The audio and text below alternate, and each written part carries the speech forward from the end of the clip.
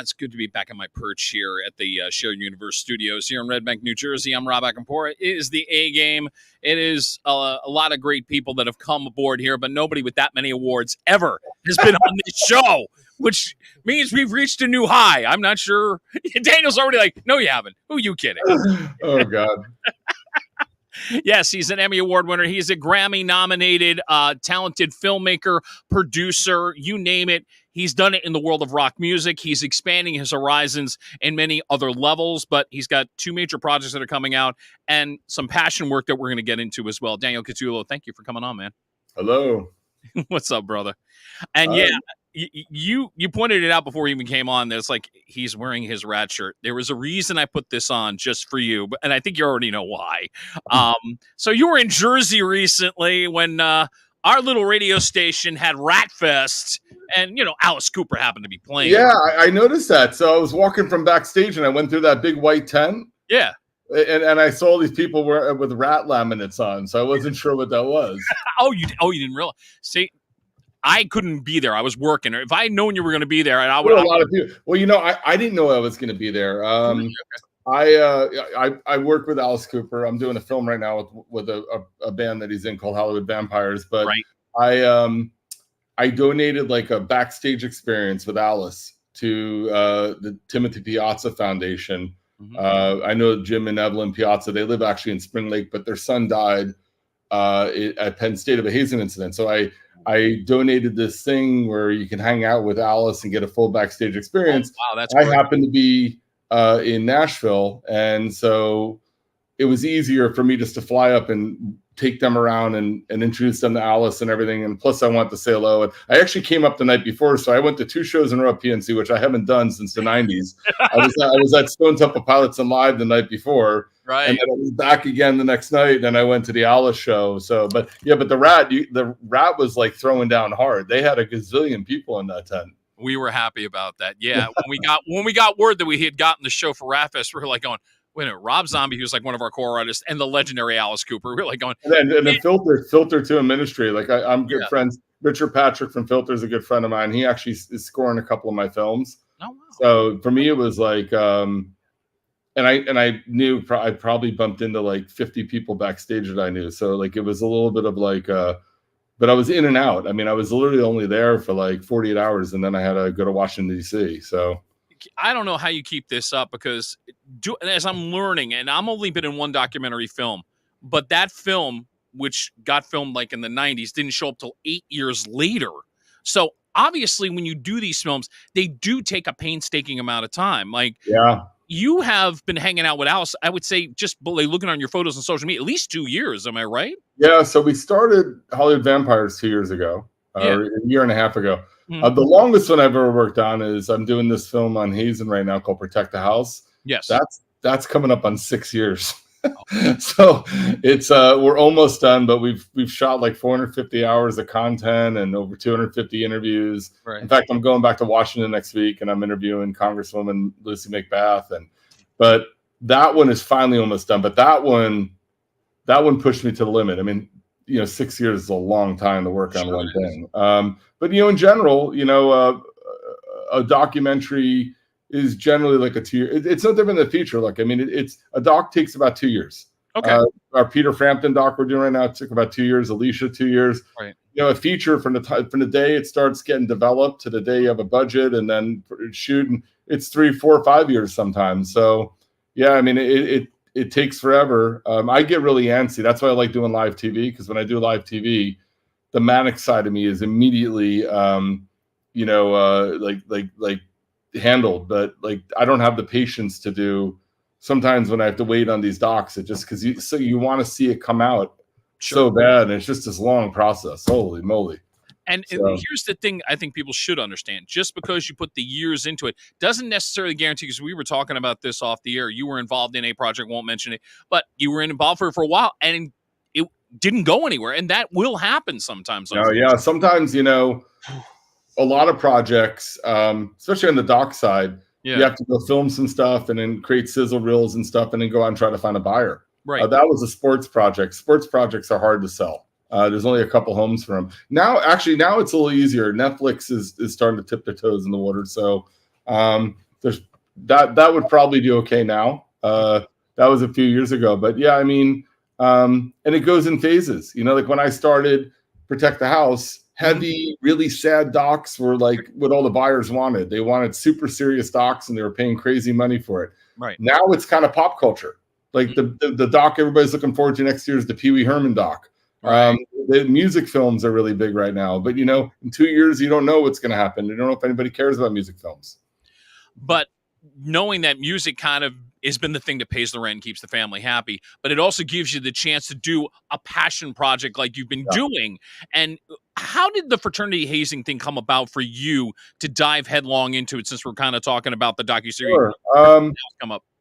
So I went to West Virginia University, and I'm very active there. I do a lot of work with the school. Right. I'm a donor, but I even brought my Brad Paisley show there for my series Landmarks Live in 2016. Which was on PBS. I remember that. Yeah, yes. And I do a lot of stuff for the school. And my wife and my kids and my family, we went to a football game, and we had like a little ceremony with Gordon Gee, the president. And it was shortly after that. This is 8 years ago now, 7 years ago. And we were home, and this is only like a month later. We're at our house in California, and my wife all of a sudden starts screaming, "Dan, hurry up, come downstairs." I'm like, "What's going on?" I run downstairs. She was like, "Your friend Gordon's on TV." And I look up, and it's Dateline, and they're doing an episode about hazing, and they're featuring Nolan Birch, who passed away at WVU. Something didn't really sit right with me. I was a Greek there myself. I was a SIG Ep. I had a great experience. Greek life is a really big part of the university. Sure it is. So I reached out to Gordon the next day. I called him and I said, "Hey, I saw Dateline last night." He's like, "Oh, Dan, they interviewed me for 3 hours. They showed 5 minutes. We're really worried what's going on here." He told me there's a major problem going on with the fraternities. And I'm like, you know what? I'm going to my office in New York next week. Let me meet with my team, and I'll get back to you with an idea on how we can help. And so a week later, I called him saying, "Hey, I'm going to come down to Morgantown. Let's meet and let's get everybody together." And they told us what happened, and we came up with an idea. I was working with this other guy, Michael Fiore, from Anyone, and we thought of coming up. Let's make an educational film to raise awareness of what happened. Let's not hide from it. Let's put it out there and saying, "This happened here. This was horrible. We never want it to happen again." And I remember like the lawyers at the table were like, "We can't do that," but Gordon's like, "Let's do it," and like the whole place. And so, and then I was shocked to find out they didn't talk to the Birch family yet. They never spoke to them because of the lawsuits. So with their permission, I reached out to the Birches that night, and then I got them to come down to West Virginia. And for the first time since their son died, they met Gordon. It was a really touching moment. But we created this little short film. I worked a lot with some of the kids at the school. And the funny thing was, we worked on it a little over a year. We were also working on building like a bystander awareness program and an anti-hazing program for the school. And the funny thing was, they called me saying, "Hey, can you come down to the school? We're going to honor the Birches at halftime at a football game. And we want to, we're going to do a premiere of the film." I said, "Well, it's not quite ready yet, but let's show it because it's the anniversary of his death." So I really intended, we were still working on it. They ended up like a day before the film, they said, "Oh, and when the film's done, we're going to launch it on YouTube." And I'm like, "What do you mean launch it on YouTube?" And I'm like, "It's not done." Oh. And so I'm thinking like, okay, no, you know what? No one's going to watch it. Well, they'll put it up on YouTube, right? And then I'll fix it, I'll finish it, and then we'll replace the video. Well, they put it up on YouTube, and it went viral. And it seemed like it went to 1 million views really quick. And next thing you know, I'm on Tamron Hall's show. We're doing all this press, and it kind of took a life of its own on. And it was right around the time. So when I did that, I started having other families reach out to me saying, "You need to look into my son. My son was murdered. There's cover-ups going on." And I'm like, "What?" And I thought they were all kind of a little overreacting or just being overly emotional. And what happened is I started dabbling in it. And I intended on maybe doing a proper feature about Nolan, not an educational thing. And I started working on it, but then I got really busy. I had all these big shows going into 2020. And it was the end of 2019 into 2020, and I'm really busy. And then all of a sudden the pandemic hits.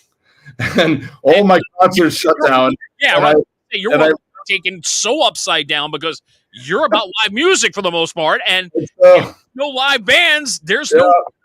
Oh man! I'm like, I might as well do the hazing thing, and I started looking into it. And the first trip I took was to Clemson, and I'm in Clemson. Just really on a recon mission just to find out kind of a little more about the Tucker hit story. Mm-hmm. And almost instantly, within the first 36 hours of being there, I'm getting death threats. Someone sent me a box of clothes to my hotel with fake blood on it.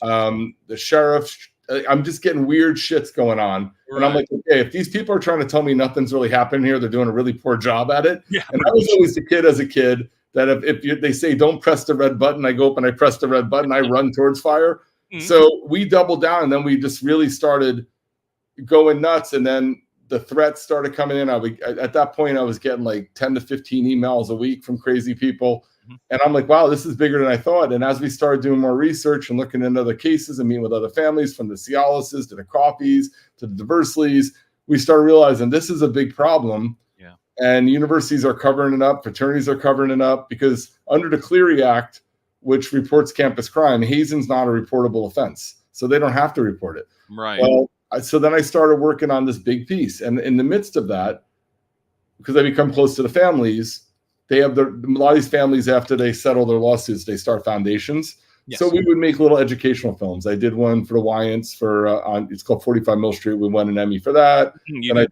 one called Death of a Pledge for the Oaks, and we won an Emmy for that. But like, we keep whacking these videos out all along. I'm working on the big masterpiece, which is now finally coming to fruition. The thing that's held up the big masterpiece was a backbone of that film is this bill that the parents are all the parents came together and are trying to get a federal bill passed for hazing. And it's basically a transparency bill. It's called the Stop Campus Hazing Act. It originally was called like the Reach Act, and it merged with another bill called the End All Hazing Act, I think.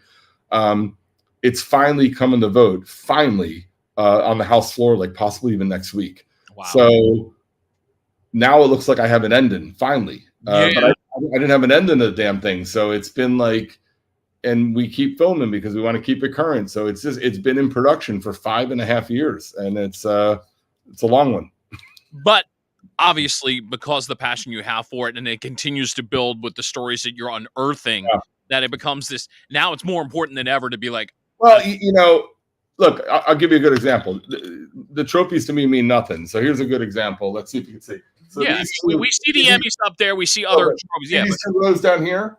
Yeah, let's talk about that. This is Adam Oakes's personal. This was his favorite PlayStation Xbox controller his parents gave to me.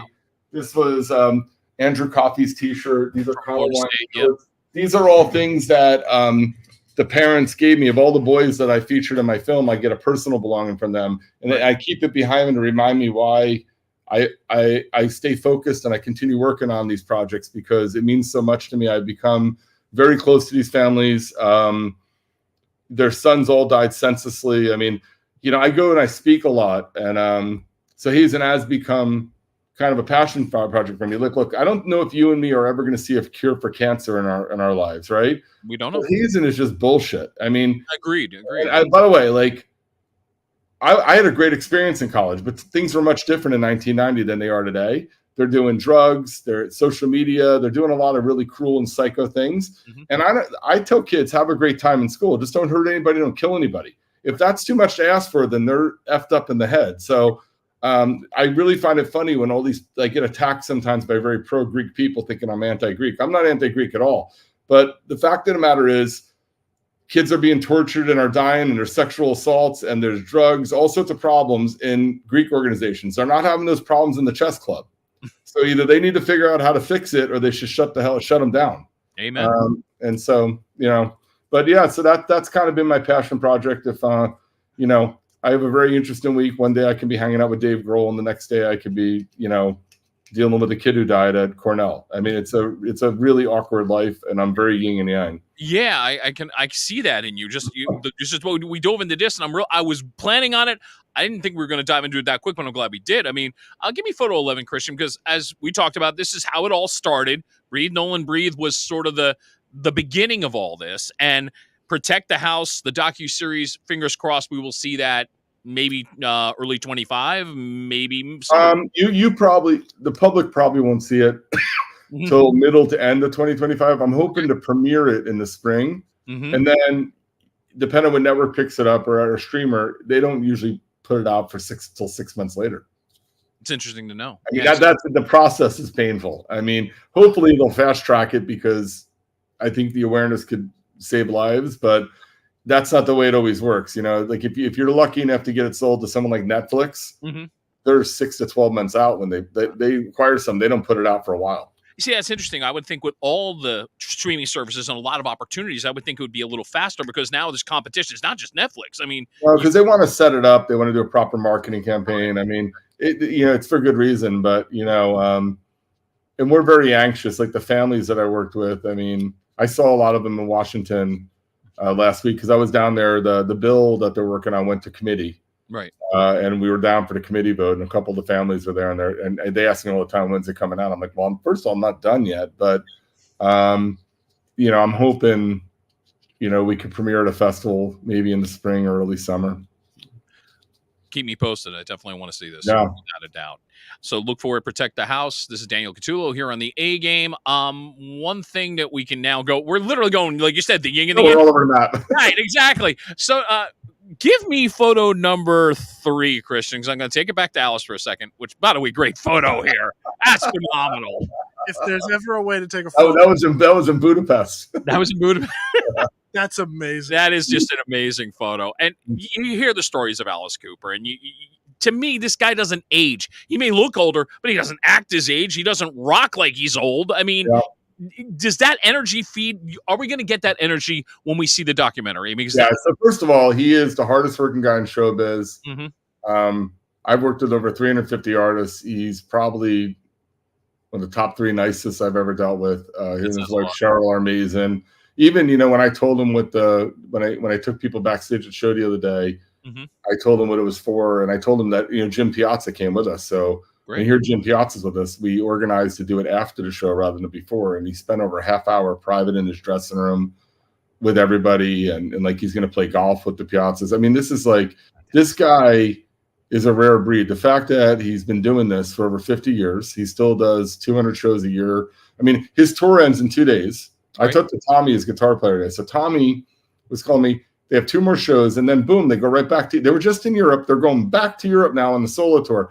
He doesn't stop. He makes me tired even to think about it. But he zigzags the globe, and he's a really interesting guy. He's funny. He has a schedule that he follows every day. He wakes up at the ass crack of dawn. He goes and plays golf every day.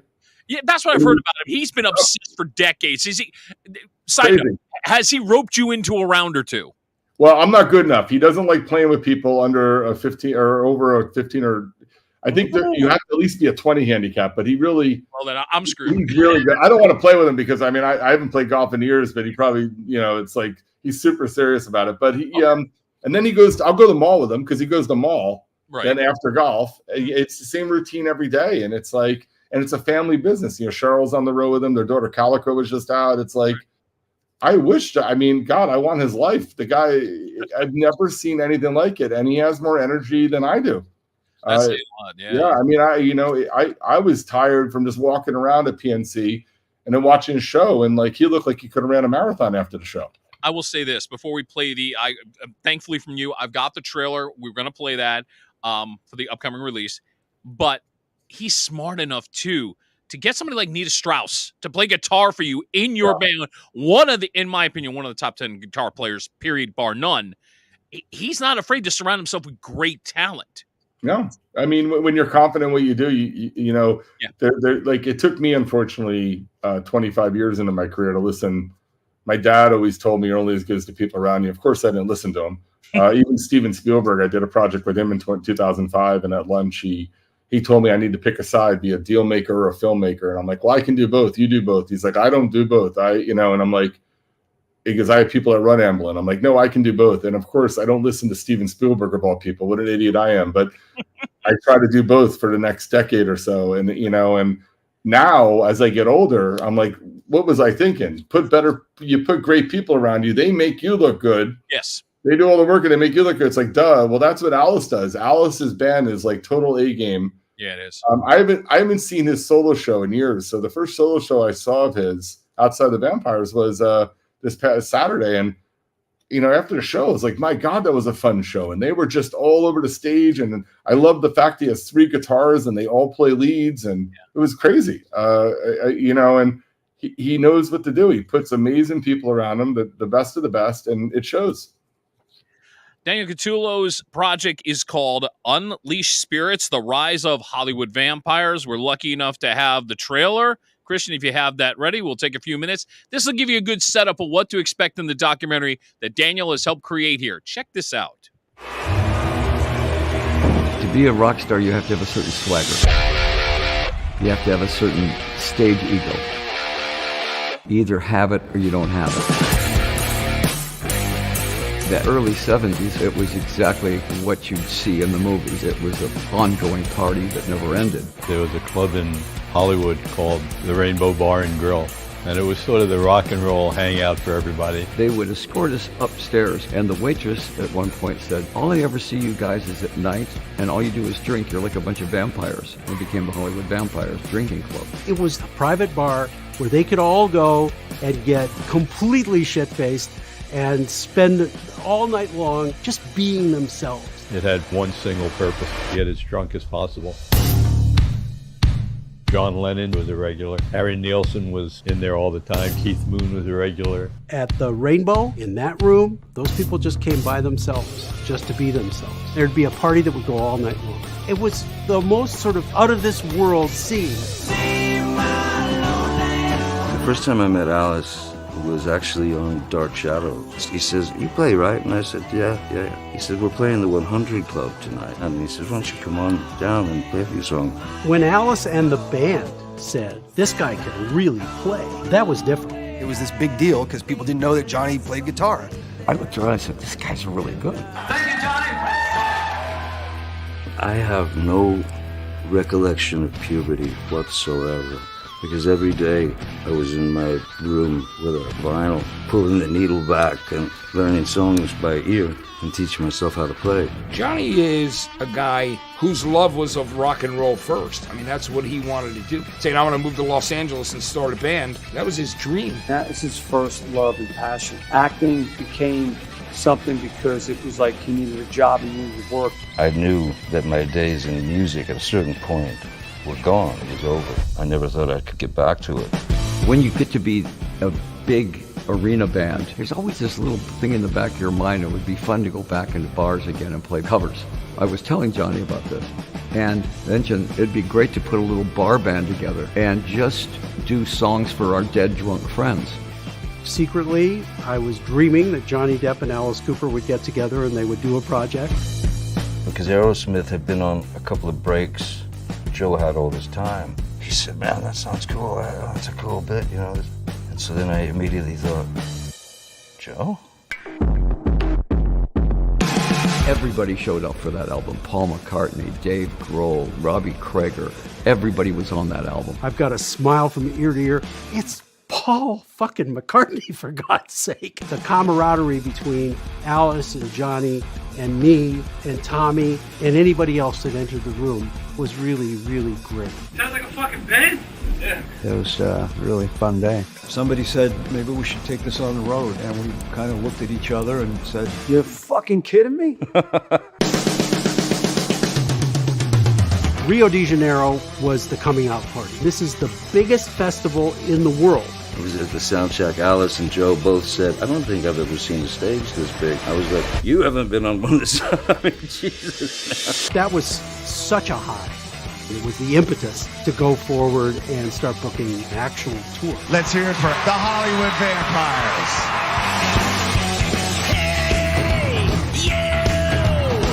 The soul of rock and roll was buried in a hole. Yeah. This is going to be a serious band. It's not just a once in a while thing. They're going to go on and do this thing. Heart attack, pain in the back, you know they never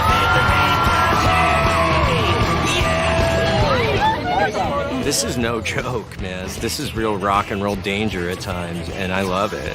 So on three, bucket. 1, 2, 3, bucket. They get to play the songs they love with people they like, and they get to travel the world. People are now coming to see the Hollywood Vampires. It's chaotic, and it's a lot of personalities, and it all comes together. Beautiful chaos. It's just crazy in the nature of itself that I'm on the plane with Alice Cooper, Joe Perry, and Johnny Depp. The musicianship on stage is really something. Everybody in the band is at the top of their game. They're A-plus players. When you've got a bed like that to lay in, it's pretty incredible. be involved with artists like Alice, Joe, Tommy, all these guys. It's beyond an honor.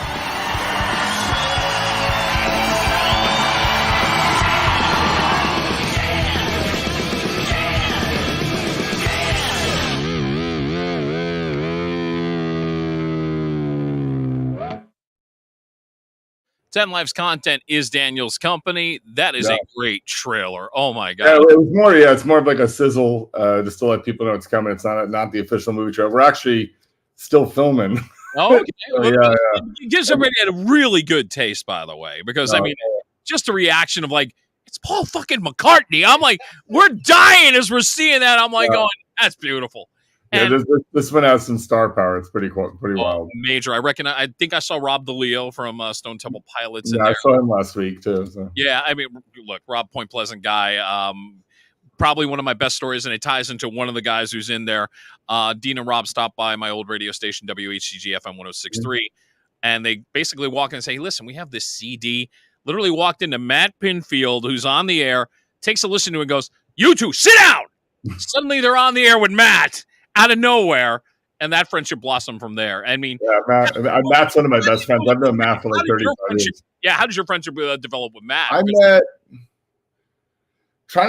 met Matt at Melody Bar or at Tradewinds like 35 years ago. One, actually. And I'm trying to remember which one, but I've known him obviously since I was a teenager in New Jersey. And we kept in touch over the years and then became really dear friends a little over 20 years ago. And and now he's out here. We've done a lot of work together. He's been in a lot of my projects, and so basically he's almost on the payroll. Almost. And he was for a while. So No, I'm glad you took care of him. I mean, he's one of those. Hey, look, he's my old boss. I have a soft spot for the man. Love him dearly. I am so happy that he's very happy with his life. He's doing great. He's really doing fantastic. He's had some, issues over the years, battled with sobriety, but now he's looking great. Yeah. A few years ago, he was actually on the phone with me on my birthday. And the second, as we were hanging up, I heard I thought he hung up. I heard like a noise, and it turns out he got hit by a car. God, he was on the phone when that happened. Oh my! Yeah, it was my birthday. He just was hanging up, and he was walking across the street to go to the 101 Cafe, and he should have died. He was a mess. When I visited him, he was covered in bruises, and I brought him ice cream though to try to, but it was unbelievable. But he had pins in him, and he walked with a cane. Let me tell you something. Now he's like, it's amazing to me because I didn't know that part of the story, because it's like I knew about how he got hit. I know about all that, not realizing I think we have unearthed something. He was just on the phone with you, and then all of a sudden, we were hanging up as it happened, and wow. Mm-hmm. I mean, that has to hit you hard too, where you're sitting there going, 1 minute. It was very weird because I remember my assistant called me. Yeah. A couple hours later, and she's like, because Matt's all over TMZ here. I'm like, what are you talking about? I just talked to him. She's like, no. And I'm like, what? Yeah. And then I couldn't reach him. I think his cell phone got destroyed in it, but it was a few days later. And then finally I went up to Cedars and saw him. But I was like, wow. Anyway, he's just sitting up in bed, his bandages all over himself. And of course, Matt's even happy in that situation where he had to be miserable. The pain had to be brutal. And it was wild because I think every rock star known to man went to visit him in the hospital. So the funny thing was when I was there, I could tell the nurses were looking at me like, who the hell is this guy? Because at that point, the people that went through the door were like all huge, and I'm just like a nobody. But like they're all like, because Matt's guests were like, it was like who's who. The whole Rock and Roll Hall of Fame showed up. Yeah, but that's Matt in general. My God, I mean, but that's a great story. I'm glad you shared that. That is, never knew that part. My God, I thought I knew everything about the accident. Actually, Christian, scroll up. I want to put the photo up for. It's kind of there. It is number 7, I believe. There it is. So this way, Unleash Spirits, The Rise. What's funny? That's not even like an official poster.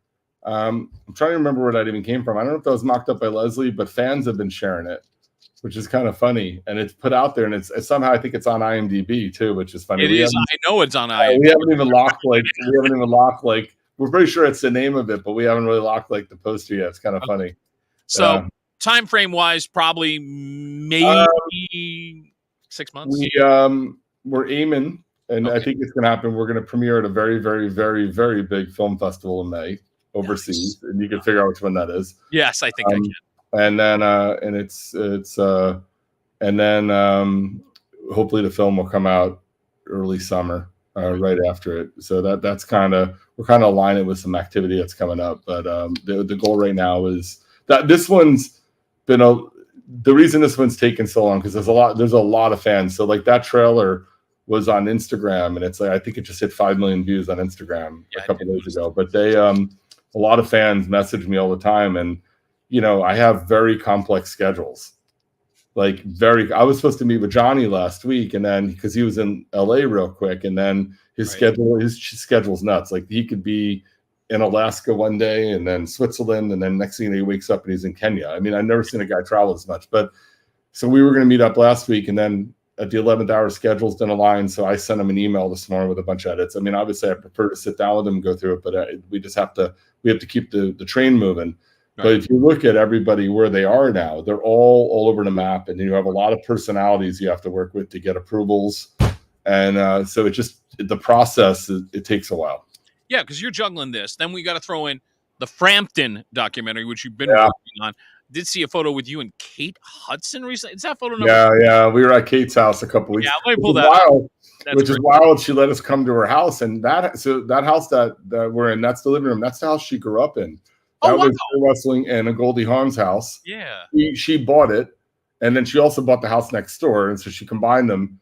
But it was great. She allowed us to come to the house, and it was an amazing interview, because a lot of people don't know this about Peter, but he was like an essential part of Almost Famous. Not only did he have a cameo in the film, he was brought in by Cameron Crowe to be like a technical advisor, where he put everybody through what they call rock star school. He taught Billy Crudup how to act like a rock star and play guitar, but he also wrote some of the songs on the soundtrack. When we did a great interview with Cameron Crowe, Cameron even said on the interview, Almost Famous would never have been Almost Famous if it had not been for Peter. I mean, Peter was the heart and soul behind it. And so it was amazing that Kate was willing to do an interview, and we thought it was just going to be about Almost Famous and her experience. And turns out she's a huge Peter Frampton fan.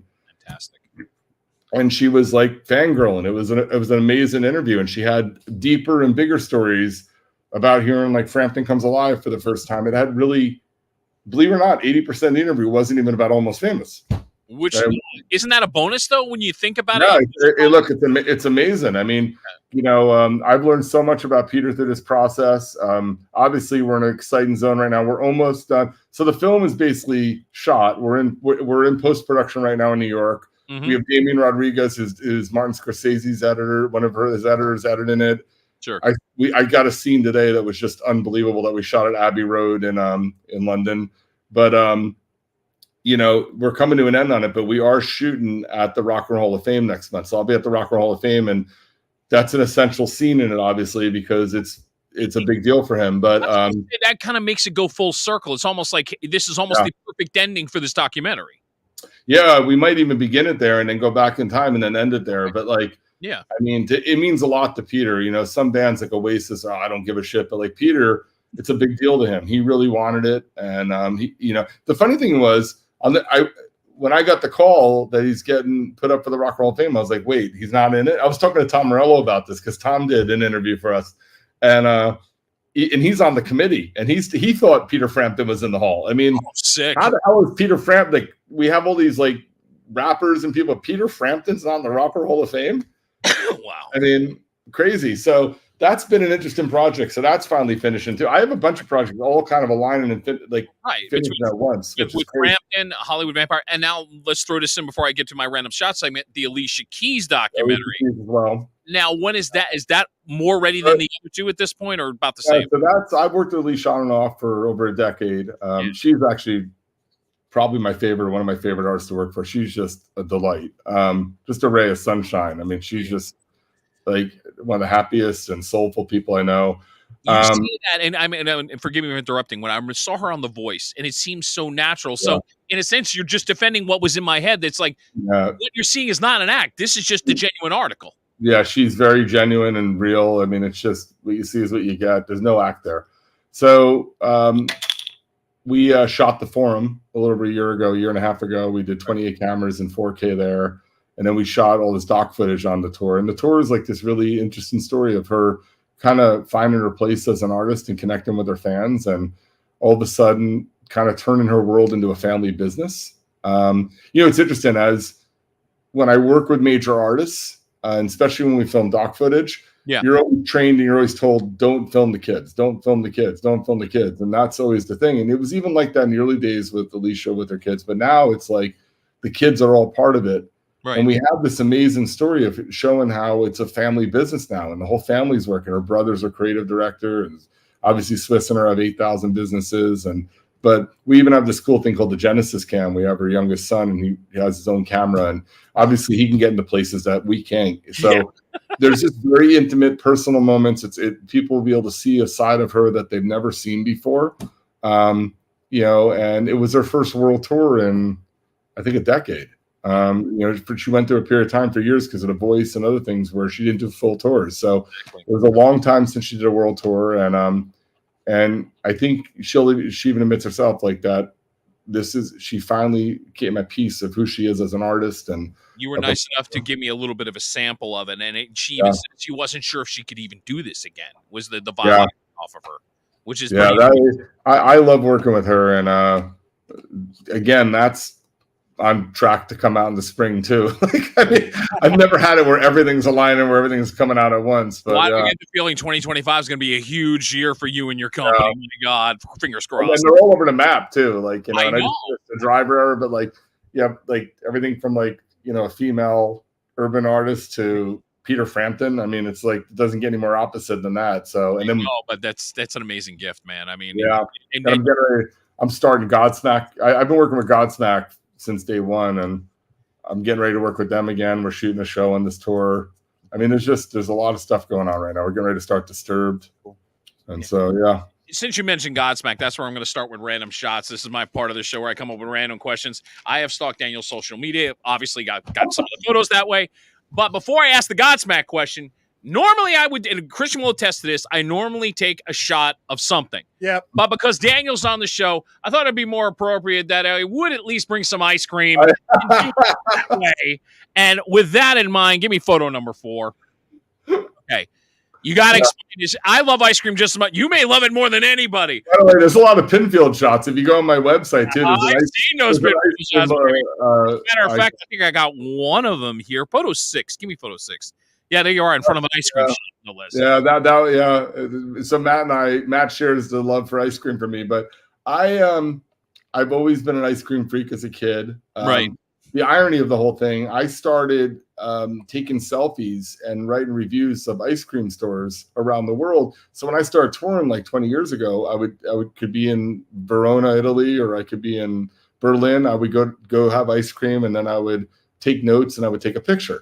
Right. This is way before Dave Portnoy was doing pizza reviews. Right. And then, so flash forward now, obviously 20 years later, I have over 1,000 photos and reviews of different ice cream places around the world. And so I started working on a coffee table book because I figured if I put it on social media, everybody will say I'm copying Dave Portnoy. Right. I didn't. So I started working on this. And then ironically, right before the pandemic, I worked with a private equity group. I was building the world's largest ice cream store in Anaheim. We were building a 44,000 square foot ice cream store, three levels.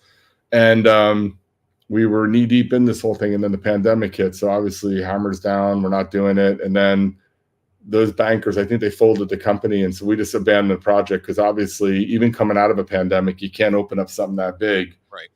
And so, so I was actually going to, if you spoke to me in 2019, my goal was to leave the entertainment industry by 2020, and I was going to become the ice cream king. That was my goal. And I'm kind of glad I didn't do it because I'm having another little wave again. But ice cream, my kids and I got my love for ice cream from my dad. Growing up in Jersey, we would just get ice cream every day. And I still eat ice cream every day. My son and I had a Sunday tonight. I mean, that's my one vice. Well, when it comes to Jersey, I mean, growing up, we're about the same age. We're both in our 50s. So, I mean, we grew up when Carvel was just, the big thing coming down to Jersey. Then all of a sudden we heard about Springsteen and Jersey Freeze and Freehold, and we would go there. And I would imagine when you came home, it's like, all right, I could see him going to Hoffman's is a definite place. I reached out to Jersey Freeze because when I gave up on the ice cream thing, right, I know all the Mr. Softy people. I actually considered come on. doing a Mr. Softy friend. They cater so every time I do a show, I have Mr. Softy show up and cater for my crew. I've been doing that for years. Whether it's Alicia Keys or Hollywood, we always have a Mr. Softy truck backstage. But I reached out to Jersey Freeze because I was trying to see if I can buy the rights to them for California. Oh wow! And they weren't interested, but I was hoping to take the brand elsewhere because we really don't have soft ice cream in California. Yeah, it was a yogurt thing for years, and now it's hard ice cream. Like the big thing here is Handles, which is an Ohio-based company. Handles is like taking over; they're just popping up everywhere. But that's all hard ice cream. Wow! And so I was getting either frozen custard or find a soft ice cream stores. And so I was thinking, well, maybe I don't do the big ice cream store; I just do a bunch of smaller things. Yeah. And so Jersey Freeze came to mind, and nope. That's why I gotta love you, man. Maybe I bring quarters out. Who knows? Yeah. Like I said, the man is so Jersey. You can take him out, be him in LA, be in Nashville, but he's still Jersey. Damn it. Yeah, well, I'm my shirt yesterday had a red T-shirt that says East Coast on it. I am very Jersey. In fact, I don't know if you know this. Up until 3.5 years ago, I had a house in Jersey still. Like my kids, my daughter's in college now, my son's in 7th grade, but up until 3 years ago, they were bi-coastal for like 9 years, where we did half the year in Jersey, half the year in California. I had a house in Rumson, and my kids went to school in Rumson, and we would do usually like summer to January 1st in New Jersey, and then we would do winters in California, and then and we did that for years, and then obviously the pandemic hit, and we stayed out here, and then we got rid of the house. I couldn't afford to keep it because I wasn't working for a couple of years, right? But and the funny thing is, my daughter, and a teenage daughter is like, why are we doing this? I miss my friends in California. Let's just go back to California. The second I get rid of the Jersey house, why don't we have the Jersey house anymore? I wish I could be in Jersey. And I'm like, because it's been killing me because the last 2 years were the first. I'm 52. Right. So for 50 years straight, I spent every summer on the Jersey Shore. So the last 2 summers have been, I don't know what to do with myself. Like I'm used to being in the beach clubs down in Seabright and all my friends. And I just, I missed the Jersey Shore terribly. I got to find a way. My wife and I, we're getting ready to kind of relocate to Nashville, but we're trying to find a way to keep roots in New Jersey because I'll always be Jersey. I married a California girl and I raised my kids here, but I mean, I'll never not identify with Jersey. I love that.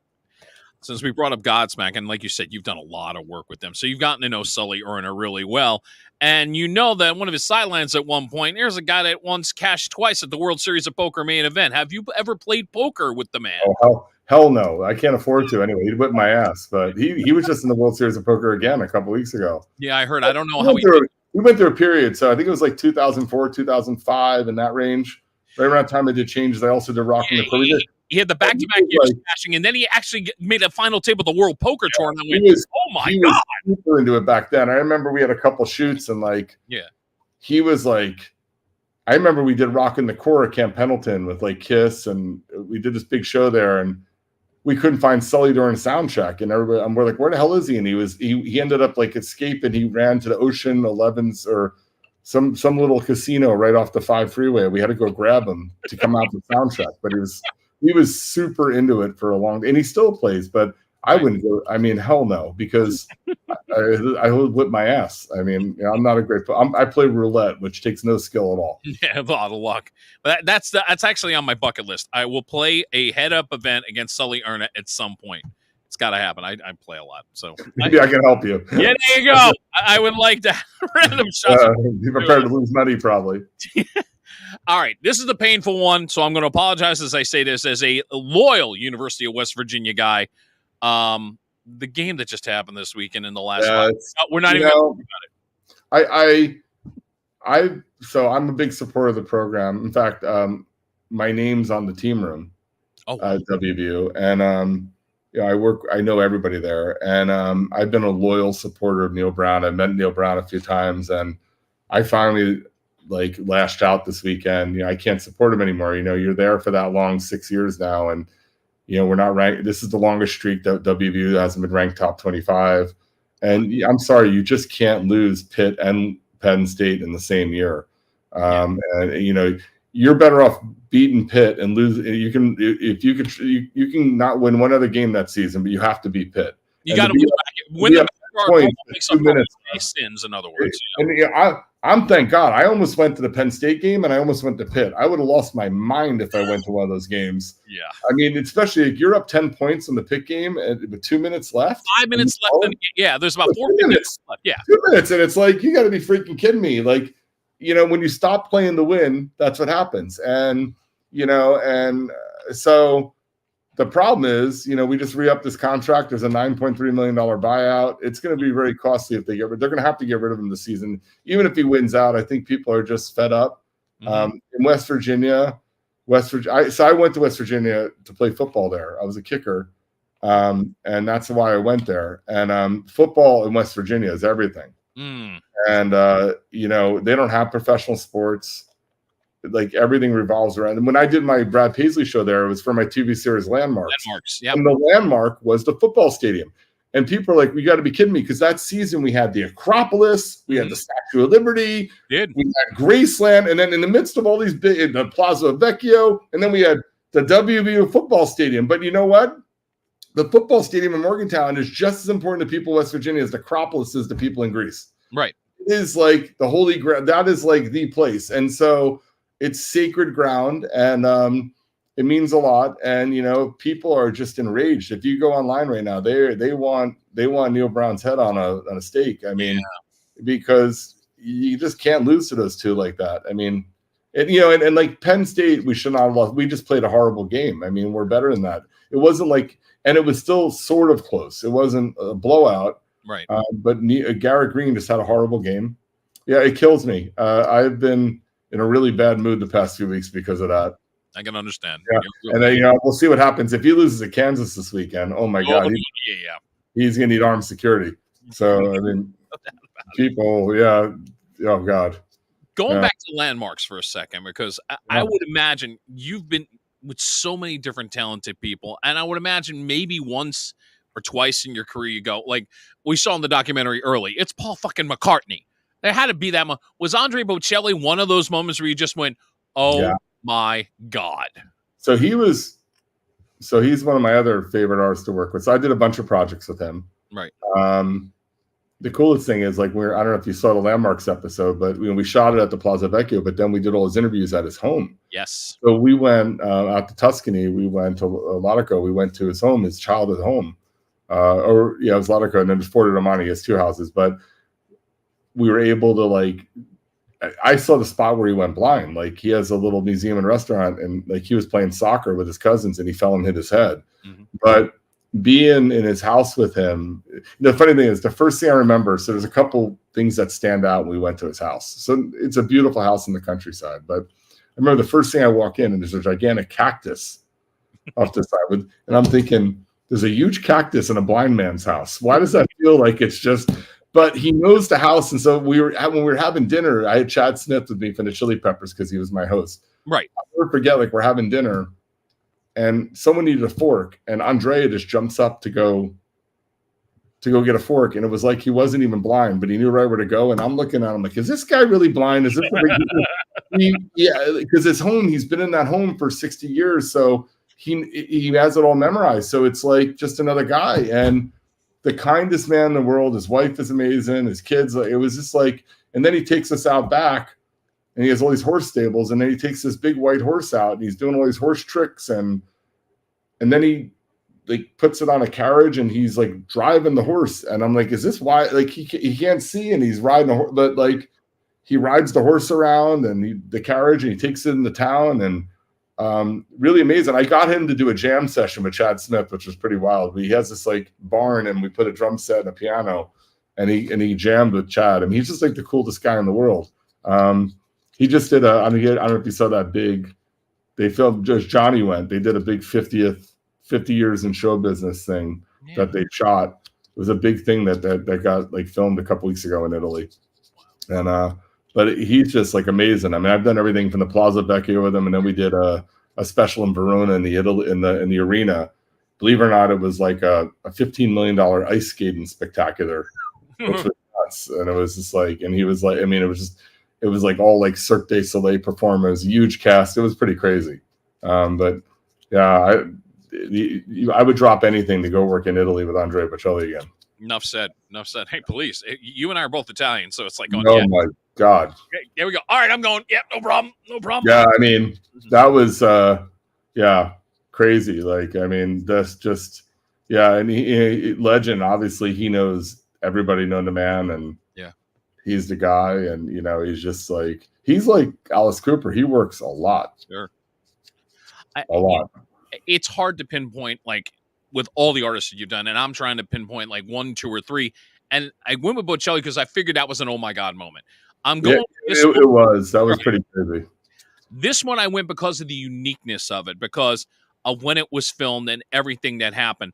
I'm trying to think to myself how daunting and how ambitious it was for you to be involved in that Kiss project, Kiss 2020 Goodbye. I mean, in my mind, thinking probably a little overly ambitious. Like, I don't know what you were thinking, but am I right to say this, that everything had to be so precise? Because if one thing goes wrong, this whole thing could have unraveled so quick. It was crazy because it was in the height of the pandemic. Not like so we started planning it in the late summer of 2020. By the way, I don't suggest traveling to Dubai in the summertime.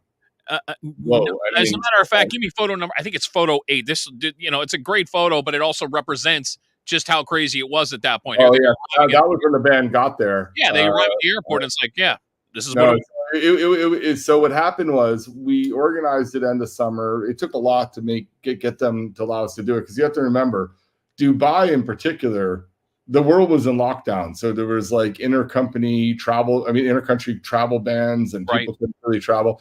And we had this overly ambitious psycho idea to do the biggest Kiss show ever, where we're going to build the biggest stage I've ever been on, the biggest pyro show, the biggest everything, because we don't have an audience. We can't have an audience, so we're going to make up for it by just blowing shit up for 2 hours and do $1 million worth of pyro and just go crazy. And so it was all fine and dandy.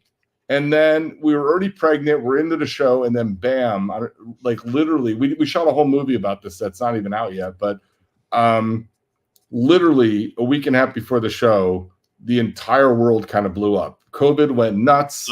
Yeah. It was December. All of a sudden, borders were getting shut down. They did a travel ban to Dubai from England. I had to get special permission to get because a lot of my film crew was from England. I couldn't get them in. Right. And we were worried if they came, they wouldn't be able to get home. Yeah. They wouldn't allow them back. It was like crazy. And so we had to work with local officials, and we had to build a hospital on site, and we went over budget by a couple million. It cost us a couple $1 million to build. We actually built a hospital, and we did like 30,000 COVID tests. Everybody would get tested. Our crew was over 800 people. Right. Everybody had to get tested every day. We had wristbands with zones. It was all this crazy shit. And because if one person got COVID, it could take the whole thing down, and we weren't insured. Exactly, yeah. We weren't insured for COVID. And so that was probably the most nerve-wracking thing I've ever done in my life. And then we had a couple COVID scares right before the show. We thought at one point we kept the band segregated. We had a whole floor of the Atlantis. We kept the band upstairs. And at one point, Paul started having a sore throat. We were like, oh shit, because if the band went down, this whole thing's done, and there's no insurance. It's just a nightmare. And probably the craziest thing I've ever done. And we pulled it off, and it happened, but like it was that was nuts. If a pandemic hits again, I don't think I'm going to try to do a big show. But the funniest story on that one was we hired like this French firework company, and we ended up breaking a bunch of world records on it. And one of the records was tallest flame, the most simultaneous flames. But I remember when the firework guys came in, they already do it. Dubai does everything over top. So they do like they were going to do. They took my fireworks show, and they were very proud, and they designed this show, and they were coming to me with a laptop, and they were showing me all these barges out in the water, and they started playing this video where they had a simulation of my stage, and then they were showing me how these fireworks were going to start going off, synchronized to the music, and I'm like, no. And there's a language barrier. I'm like, I want everything to go off on Rock and Roll Night Party every day. And they're looking at me like, what? I said, everything in one song. They're like, no, we can't do that, sir. That's not safe. I go, I want everything to blow up in a 3-minute period. I want it all at once. Like, and they're looking at each other all confused. They're like, we can't do that. I'm like, everything at once.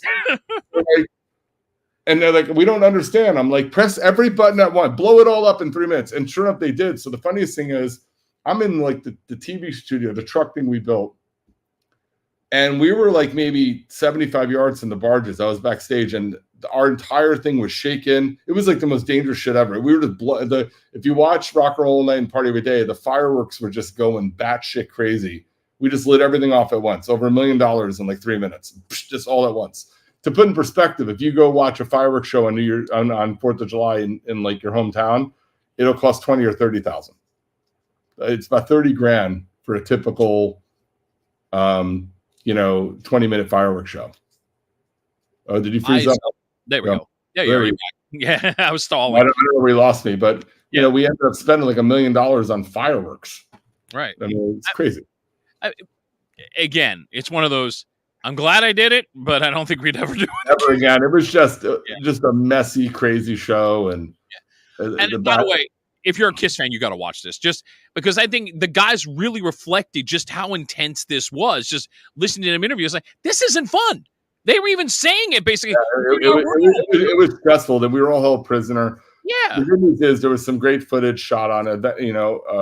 There was some business disputes after with the investors and everybody with the band. Hopefully one day the documentary comes out, which I hope, because we worked our butt off and there's a really great film about the making of that. And so maybe now is the time for it to come out, because if people saw what we did, I mean, that was nutso. I don't know what the hell we were thinking. That was just, pulling something like that off, in the middle of the pandemic, that was a lot of so much could have went wrong on that. Absolutely could have. My God. 2 more random shots. One of them being, you mentioned you set a world record during that. But is it true that when you were growing up, you really wanted to be like in the Guinness Book of World Records? That was like a thing for you. Yeah, the first time I got in, I got one in 2009. Right.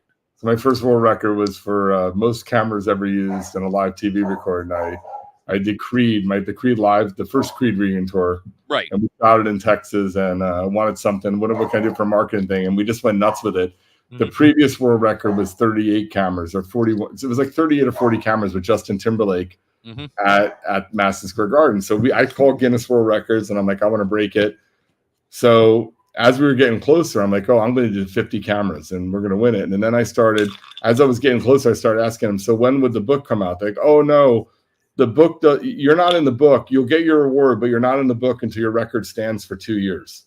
What's the point then? You set the record. I mean, come on. Yeah, you'll be on the website. I'm like, well, shit, we're going to blow it out of the water. So I started calling every supplier saying, you want to help me build it? And the goal was, so you couldn't do a GoPro.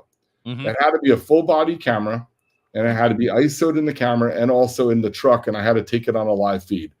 So we couldn't cheat by just putting 100 GoPros up. Right. Well, I ended up putting so much together. We ended up doing 239 cameras. So I beat the world record by over 200 cameras. And I'm like, go ahead and beat that. No one's touched it since. So I made it in the book. I got my certificate. But again, a little over the top and crazy. There's actually a funny video of me. If you just Google on YouTube, Creed Red Bull Freak. There's some Creed Red Bull Freak. I love it. There's funny footage where one of my employees was like filming me behind the scenes. Back then I used to chain smoke, and I literally drank like over 20 Red Bulls a day. I'm shocked I'm even alive. and they have like footage where I didn't even know it was being filmed, where you see me talking to the Guinness World Record guy, asking him if there's like a world record for energy drinks, because I wanted to try it. So I look back on that, I'm like, what was I thinking? That was just such a crazy time. And obviously I don't touch that shit anymore. Like Red Bull almost gave me a heart attack. So but I was nuts on that stuff back then. I think it's high praise, though, speaking of Creed, because then Scott Stapp hires you to do, a couple of his videos. I remember The Purpose for Pain.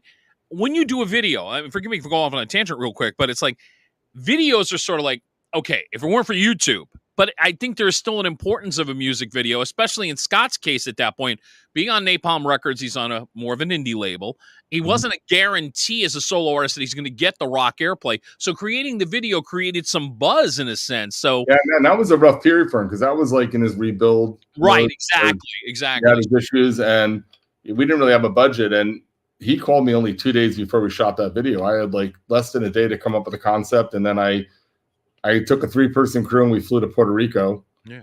And we filmed the performance stuff in Puerto Rico.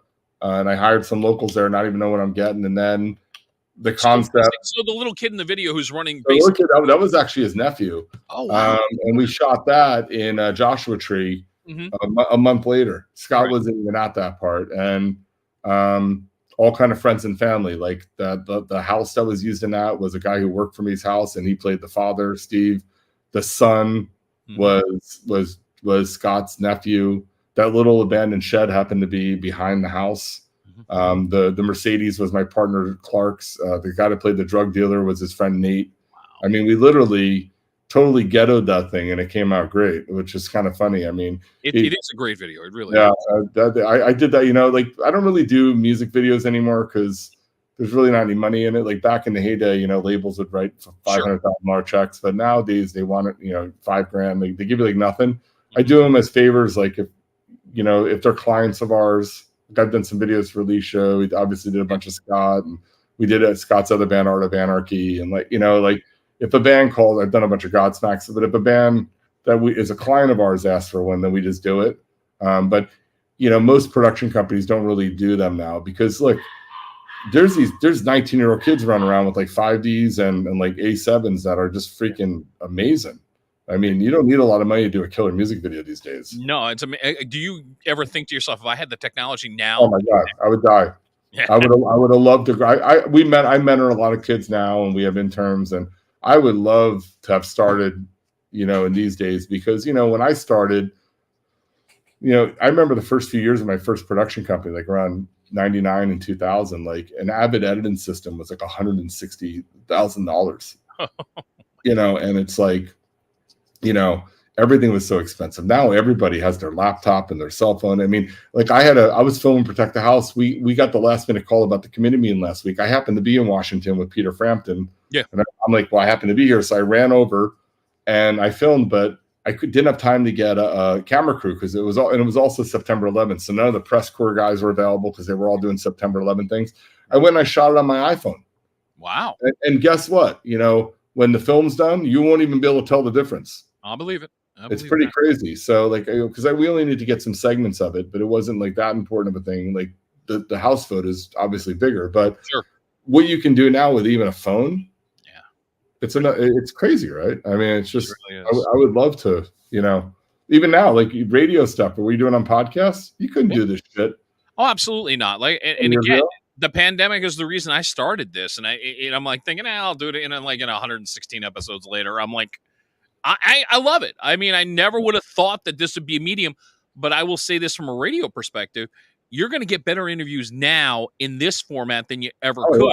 And I get to be more me, and I talk to people that I find fascinating like you, and I hope it does come across the way it should. And that's I love the fact that people you can just do these things from home. It's like my friend Justin on TikTok, we're starting believe it or not, a true crime podcast. Oh, nice. Because he's a big true crime TikToker, and he has over 1.5 million followers. Obviously, I'm a producer and director, but we're going to gut apart like real life true crimes that were turned into movies in Hollywood, and we're going to discuss what was Hollywoodized and what was real, and we're going to bring like the victims' families on and people that were involved in the crimes, and that's great. And to talk about things that maybe were changed for the movie, what was real, what wasn't real, and then also like the victims' families and what they thought about it. We have a couple episodes where some of the victims are going to confront Hollywood producers who were not happy. Oh, I was just gonna. So I'm representing the Hollywood side, and then but I don't agree with some of these things that they did. It took a little creative freedom, and like I'm very, even on my Hazen stuff.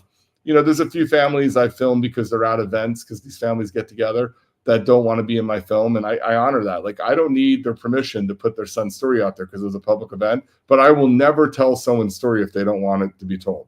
That's fair. So and too many people like like one of them is like I'm friends with the Petito family, and the Petitos never gave Lifetime permission to do a story, to make a movie on Gabby's life, and they never even reached out to them, and they just did it. And Nikki's like beside herself. They just made that movie and didn't even talk to the parents, and all of that stuff is fictionalized, like the home scenes, everything, what she was like as a person. And they did that at the height of this, when the family's still grieving and stuff. And next thing you know, there's like a movie about her life that's not even accurate on Lifetime. Wow, that's sick. Yeah. That's the way it is. And yeah, this is going to be a very interesting podcast for sure. Normally I'd have the last question, but Christian, I know you have a really good question, and Christian's also somebody who's been doing some film work on the side, and you have a documentary idea, or has it just gotten off the ground yet? Where are we at with this for you? We do interviews next year. We're doing interviews for it. But basically, I just wanted to know, like, when you're conceptualizing a documentary, like when you have that initial thought, like what are the steps you then take towards it? Because I get the mixed answer of like, oh, you got to write the script for it, and that just seems so counterintuitive from what I do, because I do narrative stuff mainly. Doc just doesn't seem that way. I don't know. I'm just for documentaries. Usually, after you write a treatment, and then we usually put a deck together, and then we can put a sizzle together. So if it's a real life event, sometimes it's easy to put a sizzle together because there's footage out there, news clippings or whatever. Right. Or if it's something that maybe isn't as well known. Like right now, I'm working with my hometown, so no one even knows about this, but I got approached. So I was back in Scotch Plains a few months ago. I got inducted in my high school Hall of Fame.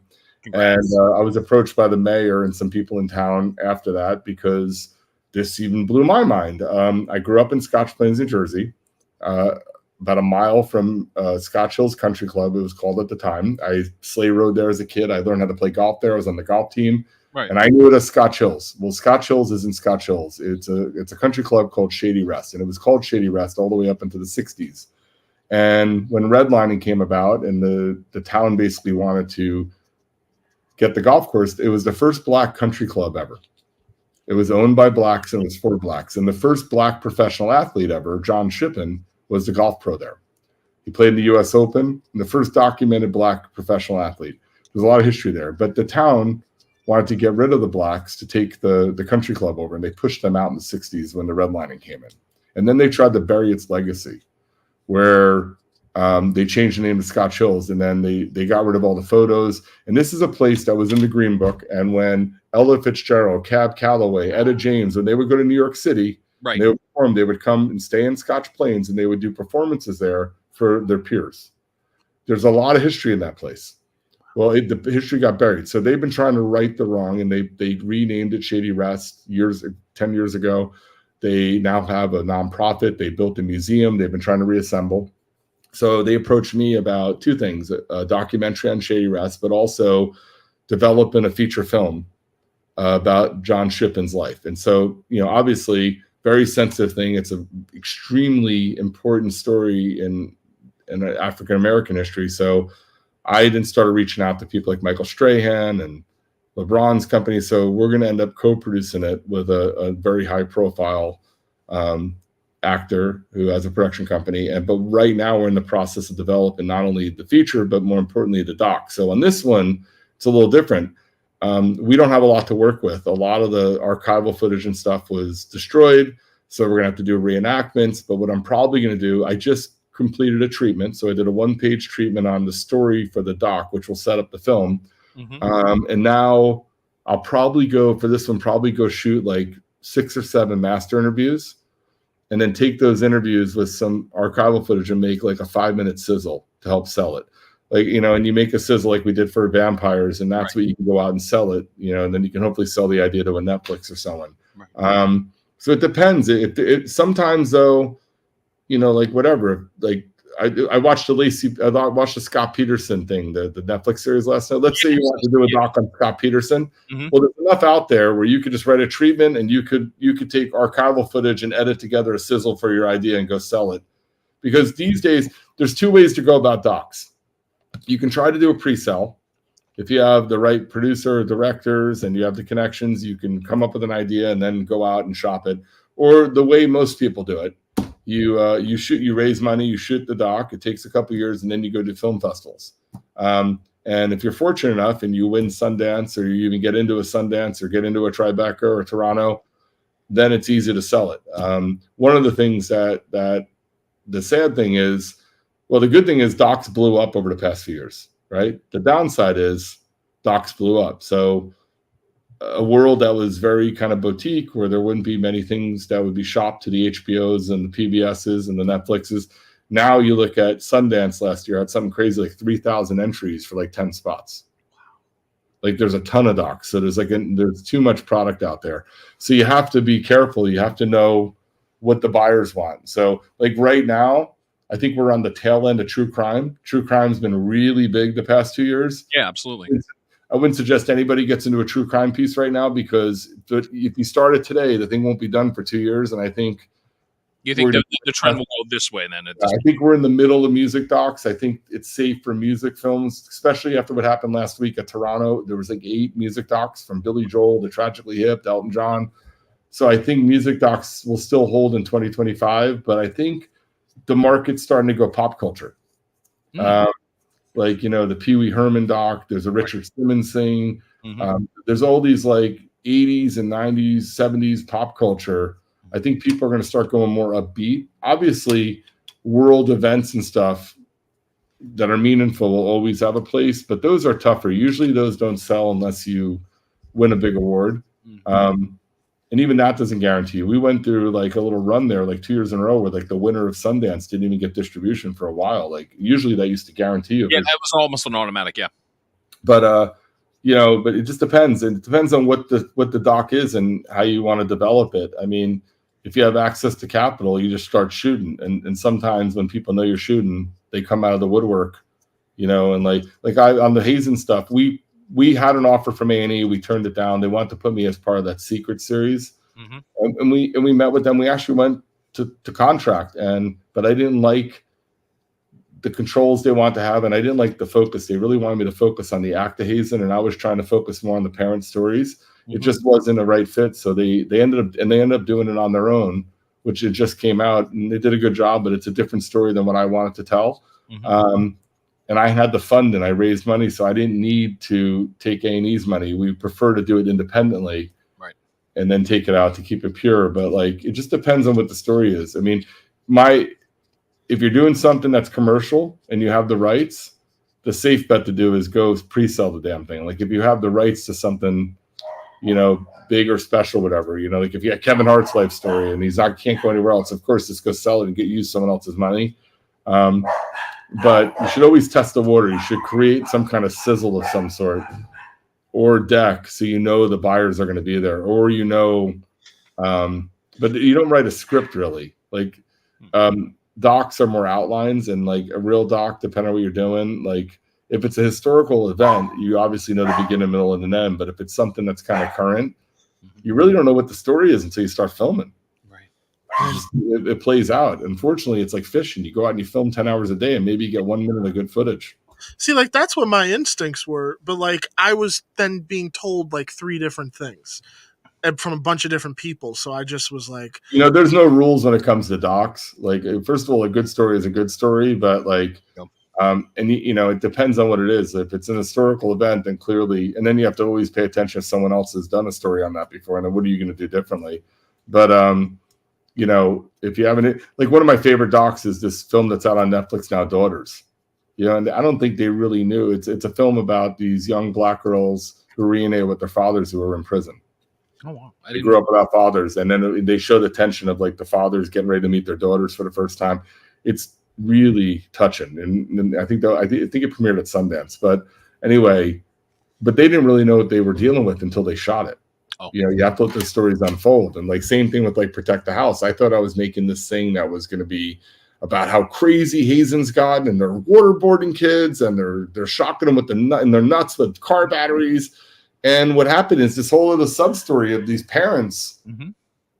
That was the story. It was this human interest piece. It was more like Newtown and like what the Sandy Hook Elementary parents went through, on how the parents, because the system's so fucked and broken, the parents had to band together to create change and take on the system. I felt that was a more meaningful story than just talking about doing a montage of craziness, because unfortunately with kids today, some kids are such boneheads that showing them these crazy things, they'll just try to one-up it and they'll do stupid shit. So I didn't think that would really be meaningful, but showing how these senseless acts destroy families, that may make a difference. And so we shifted, and I didn't do that shift honestly till 4 years in. Right. So it took a while for us to realize, wow, this is the real story. It's not this. And so sometimes you just have to let the story unfold and And when you're editing, you'll be like, holy shit, I thought it was this, but it's really this.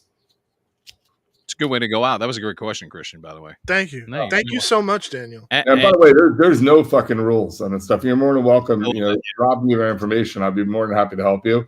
With docs, it's like, especially if there's a good story there and stuff, like, and there's different styles, just a, talking head, more Dateline where you do interviews, or just verite. The really big thing right now, ever since Boys State came out, verite, which is just letting the story kind of tell itself, and you kind of stay out of the way and you just film things, or let stories organically come together. Right. That style of filmmaking, one, is the hardest because you really need the right subjects, but that's really popular right now. We're doing a lot on Frampton. We have a lot of verite, and we're trying to let the story kind of just tell itself. We're trying not to have too many talking head interviews. Even like when we have Kate Hudson, we're trying to show B-roll footage of her interacting with Peter backstage or at Almost Famous. We're really, the more organic, the more interest right now, because there's just so many. So they're looking for things that kind of stand out. Daniel, thank you so much for the time. I mean, I knew we were going to go long only because there's just so much to get into with you, and all the best with everything that's coming out. Yeah, thank you.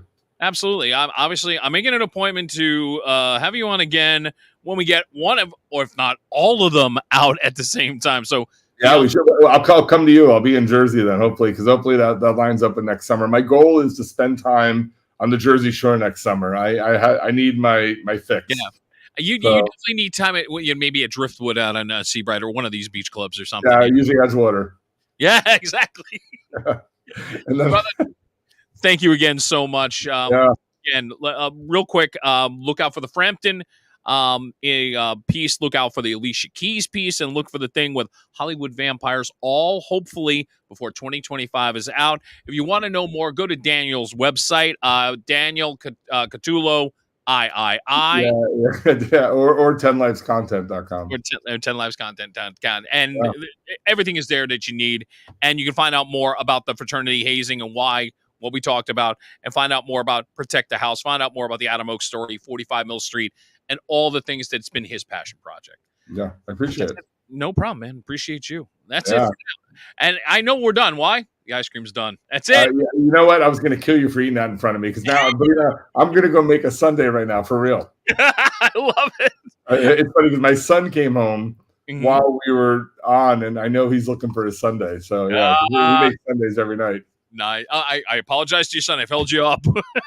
Until we meet again in a couple of weeks, take care. Thanks for protecting us. Thanks, Rob. Thanks, you got it, man.